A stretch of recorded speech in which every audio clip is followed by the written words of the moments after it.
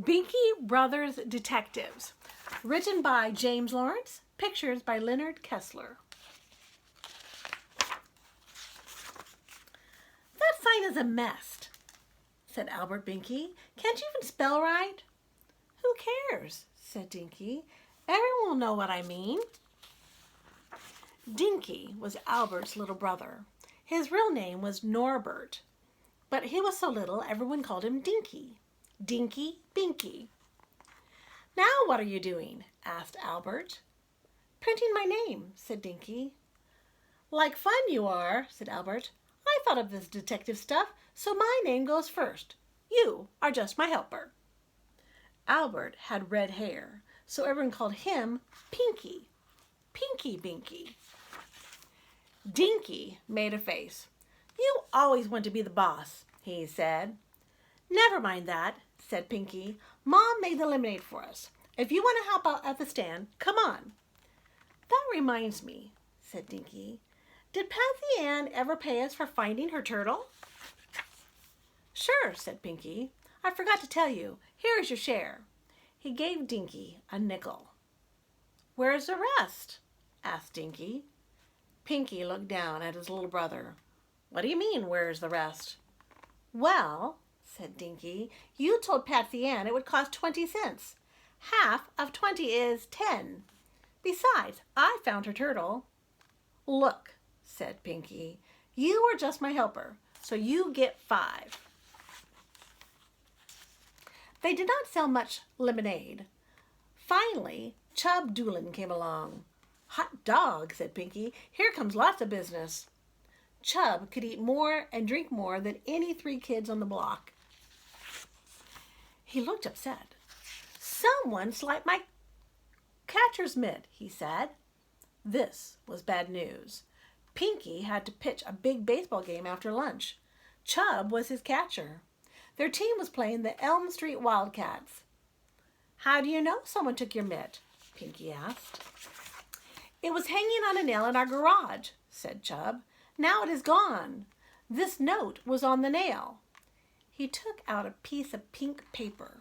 It said, "Ha ha, I have your mitt. Now the Wildcats will beat you. Guess who?" What are we going to do? Said Chub. I have a club you can use, said Dinky, if you let me play. Are you kidding? Said Chub. Your brother throws hard. I cannot catch his stuff with your skinny little glove. Never mind him, Chub, said Pinky. Just leave the note with me. I will get to work on this case right away. Okay, said Chub. He drank 4 lemonades and left.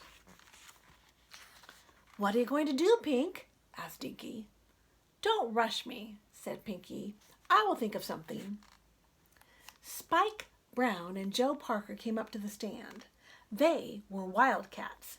They liked to act smart. Hi, Pink, said Spike.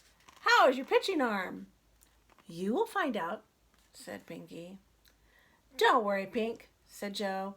If we hit too many homers, you can let your kid brother pitch for you. That made Pinky mad. Maybe I will, he said. Even Dinky could beat you guys. Spike and Joe laughed. They each had a lemonade. Don't worry about Chub either, said Spike. We will get so many hits, he will hardly need a glove. Spike took out his money to pay. Something fell out of his pocket. A piece of pink paper. Dinky opened his mouth to say something. Pinky stepped on his foot hard. Come on, Joe, said Spike. Dinky held his foot. What's the big idea? He said. That hurt. You are supposed to be a detective, said Pinky. I know, said Dinky. I just wanted to ask Spike how come he knew about Chub's mitt. Maybe he is the one who took it, said Pinky. Ever think of that? He picked up the paper. It was the same kind of pink paper as Chub's note. See what I mean? Said Pinky. This could be a clue. It said, tell the team we can win easy now. I hid you-know-what in the house. Those dopes will never look high enough to find it unless one of them is a monkey. Male. Wow, yelled Pinky. It's a clue, all right. Mel was Melvin Krantz, the Wildcat shortstop. "What does it mean?" asked Dinky. "Don't you get it?" said Pinky. "Mel must be the one who took Chub's mitt. If Chub has no mitt, I cannot pitch so hard. Then they can win the game." Dinky's mouth dropped open. He was trying hard to figure things out. "What does he mean about looking high enough?" Dinky asked. "Did he hide the mitt in his attic?" "No," said Pinky. "The house he hid it in does not have an attic. It is not that kind of house." "What kind is it?" said Dinky. Pinky smiled. "The kind a monkey could climb up to, in a tree." "But," said Dinky, "why did Spike—" Pinky did not let him finish. He just patted Dinky. "Forget it," he said. "You watch the stand. I have things to do." "Okay," said Dinky. "If we find Chub's mitt, can I play?" "What do you mean if we find it?" said Pinky. Then he hurried off to the Wildcat treehouse.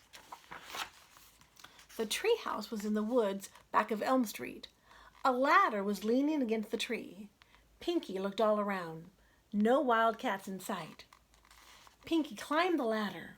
He was chuckling to himself. How surprised the wildcats would be.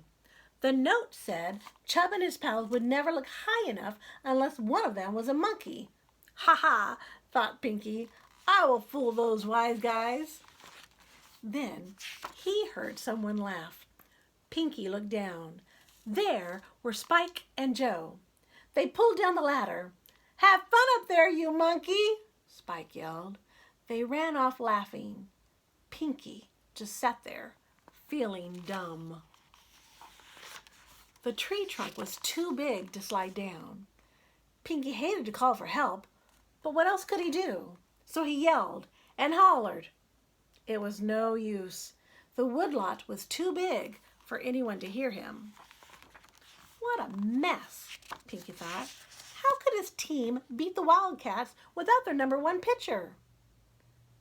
All of a sudden, a voice called, "Hey, Pinky!" There was Dinky coming through the bushes. Pinky felt like hugging him. "Dinky, set that ladder up for me." "Sure, Pink," said his little brother. "But first, we got some things to talk over." "What do you mean we've got some things to talk over?" Pinky asked. "Like about finding Chub's mitt," said Dinky. Pinky had forgotten all about the mitt. "Wait a second," he said. "I will see if it is here." "Don't bother," said Dinky. "I already found it." Pinky stared at his little brother. "Where was it?" he asked. "On a nail in Chub's garage," said Dinky. "But Chub told us it was gone," said Pinky. "It was," said Dinky. "But I was pretty sure the Wildcats would put it back. I mean, after you fell for their trick." Pinky felt his face getting red. "The note was just a trick?" he asked. "Sure," said Dinky. "I tried to tell you, but you would not listen." "I am listening," said Pinky. "Go ahead and tell me now."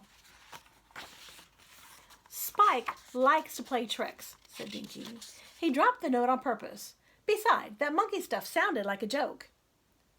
"Gee whiz, I never thought of that," said Pinky. "It was easy for a good detective," said Dinky. Pinky hated to say it, but he did. "Okay," he said, "you win. Now set up the ladder." But Dinky shook his head. "Not yet, Pink. We still got things to talk over." Pinky gritted his teeth. "What do you want?" he asked. "Can I play a couple of innings?" said Dinky. "Now look," said Pinky, "you are not good enough to play the Wildcats." Dinky did not say a word. He started to walk away. Okay, Pinky hollered. "You can play." Dinky turned around. "How much do I get for finding Patsy Ann's turtle?" he asked. "So we are partners," said Pinky. "We will split 50-50. You get 10 cents. "Nothing doing," said Dinky. "I want the whole 20 cents. Pinky did not like it, but he had to give in. Dinky made him throw down the money. Then he set up the ladder. Pinky was boiling mad. Some partner, he thought. Still, it was better than staying up in that tree all day. So Pinky was able to pitch for his team, after all. Of course, they had to let Dinky play a while. They beat the Wildcats anyhow. Later, Pinky got another surprise. "Hi, partner," said Dinky. And the sign read, Binky Brothers Detectives, Dinky and Pinky. All right, so for more great stories, go to Mrs. G's Reading Corner with Mrs. G, and subscribe.